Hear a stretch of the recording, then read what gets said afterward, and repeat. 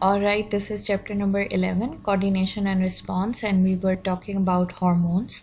In our previous lesson, I told you about the basic definition of hormones, which are chemicals released by respective glands, and once released, they will go towards their target organ or target organs through blood, and once they have performed their function, they will be destroyed in liver.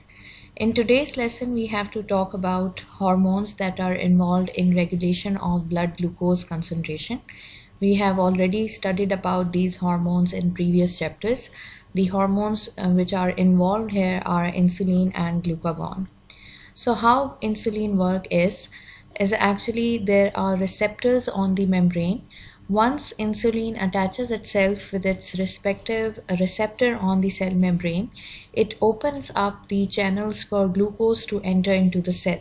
So it is necessary that glucose which is in the blood, it should enter into the cell so that oxidation can take place, respiration can take place, and ATP energy is released.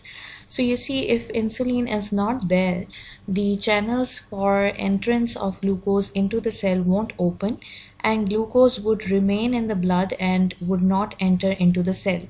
So when the glucose is not entering the cell, respiration won't be happening, ATP energy won't be released.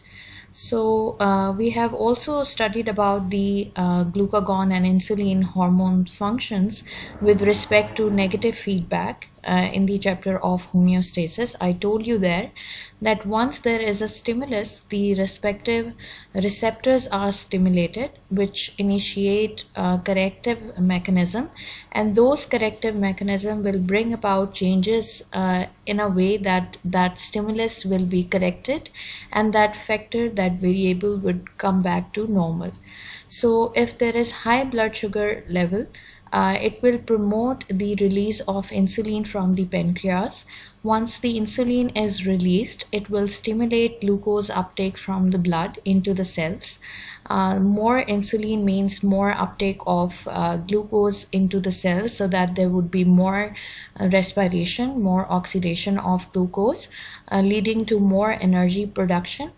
This will bring the sugar level back to normal. On the other hand, if the stimulus is the reverse of it, that is low blood sugar level, it will again stimulate the pancreas, but this time glucagon would be released, which will stimulate the breaking of glycogen to glucose, so that the blood sugar levels are raised to normal levels. Keep in mind that the target organs here are liver and muscle cells. Insulin is produced by islets of Langerhans, which are specialized cells in the pancreas. These are stimulated at high blood sugar level, leading to release of insulin. The target organ for insulin is the cells of liver and muscle, where they increase the permeability of glucose, leading to increase in glucose uptake, which ultimately increases the oxidation of the glucose, leading to more ATP production. It basically converts glucose to glycogen. Overall increase in utilization of glucose by the cells will happen, and blood glucose level will fall back to normal. And that's what we want. We want all the variables in the body to remain in constant ranges, so that there is no drastic or severe deviation from the normal set point. Lack of secretion of insulin leads to a disease called diabetes. Body weaknesses will be observed in a person where the insulin production is not enough. There is lack of glycogen reserves, continuous loss of weight. There would be oxidation of fat since the glycogen reserves are not there. So body would start to use the fats. Once the fats are started to break down, it will lead to production of several poisonous substances, which may lead to death even. Oversecretion of insulin may lead to low blood glucose level, which is also known as hypoglycemia. It may lead to shock, coma, and eventually death. Let's talk about diabetes, a disease that we all know about. It has two types, diabetes type 1, where the pancreas are unable to produce insulin, or they are producing very insufficient or low amount of insulin in the blood. Increased glucose levels will be observed due to low secretion of insulin, and muscle will not be able to use glucose since the insulin secretion is less. Like I told you in that previous animation, that the permeability of the cell membrane is increased by insulin. So what happens in type 1 diabetes is that the pancreatic cells, which are responsible for the formation of insulin, are destroyed because of different reasons. And this destruction of the pancreatic cells will lead to low or no secretion of insulin, leading to high glucose level in the blood, since the permeability of the cell membrane of the muscles and liver cells won't be there for glucose to enter into the cells. So blood glucose level will be raised. The glycogen and protein breakdown would lead to a condition called ketoacidosis. It also happens because of the low secretion of insulin. Since the ketoacidosis is beyond the scope of our syllabus, so I won't be going into detail of it. Just remember that since glycogen reserves are not there, since glucose is not converted to glycogen, the body would start to consume fats and protein of the body, which leads to formation of different substances which disturbs the pH of the blood. The treatment of type 1 diabetes is just one, and that is the injecting insulin into the body. The insulin produced by biotechnology process is injected into the patient blood several times in a day, depending upon the severity of the disease. Let's talk about diabetes 2 now, type 2, which happens when the insulin resistance is developed in a person. So you see in this animation, glucose is there, insulin is too there, but what happens is that the cell becomes resistant to insulin.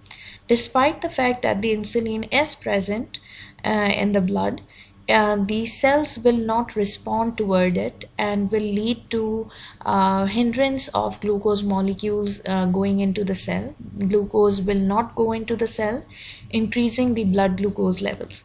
So this disease, type 2 diabetes, basically happens because of the resistance of the cells against the insulin formed by the body. Let's talk about signs and symptoms of diabetes. There are many, but I have mentioned a few and important ones. The basic sign and symptom that you may observe would be high blood glucose level on the glucometer. If the person or the patient checks the blood sugar level or glucose level, he will observe that the glucometer will show high blood glucose level. There would be a loss of weight. There would be increased thirst and hunger. There would be unexplained weight gain. There would be fatigue and tiredness. There would be tingling or numbing of hands and feet. We call them extremities also. There would be frequent urination. There would be sugar in the urine. All these signs and symptoms may be severe or less depending upon the severity of the disease. What about the complication of diabetes? If it goes unchecked or it goes unmanageable, if the person or the patient does not manage his diabetes, it would lead to several complications, including heart attack, stroke, peripheral artery disease, diabetic retinopathy, which is actually the all the diseases related to eyes. There would be diabetic nephropathy. There would be the bad effect on the kidneys function. There would be diabetic foot, if you know that diabetes lead to delayed healing process, which may lead to diabetic foot. It may lead to formation of cataract, peripheral nephropathy, and glaucoma. This is the summary of what we have already studied, the type 1 and type 2 diabetes, which again shows similar symptoms, and one of the same point in both of them is high blood glucose level and also glucose in the urine. Type 1 diabetes is also known as juvenile diabetes since it affects young people more. It is caused by insufficient or no insulin production. Symptoms, I told you that there would be high glucose level in blood and glucose in urine, which is not present in normal people.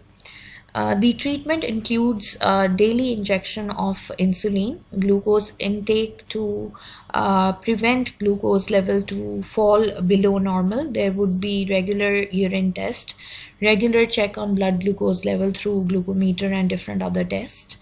The late onset is also known as diabetes type 2, which usually affects the older people, especially those who are overweight.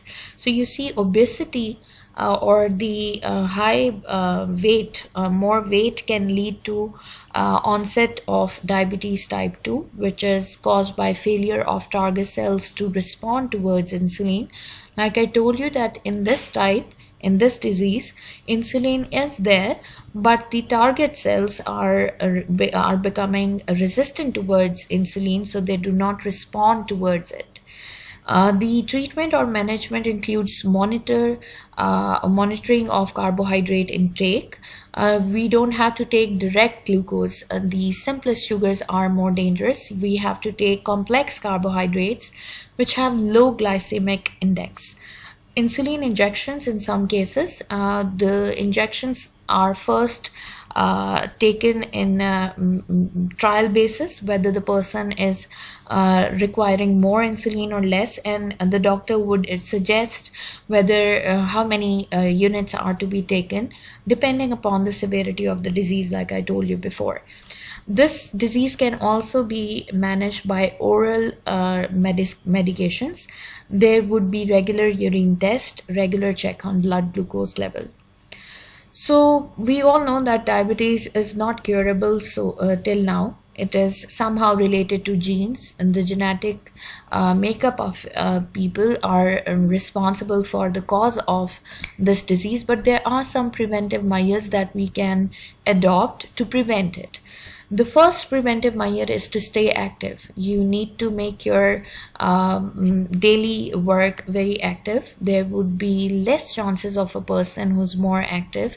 Exercise is a great way to keep your blood sugar levels in control. The other preventive measure is to eat healthy.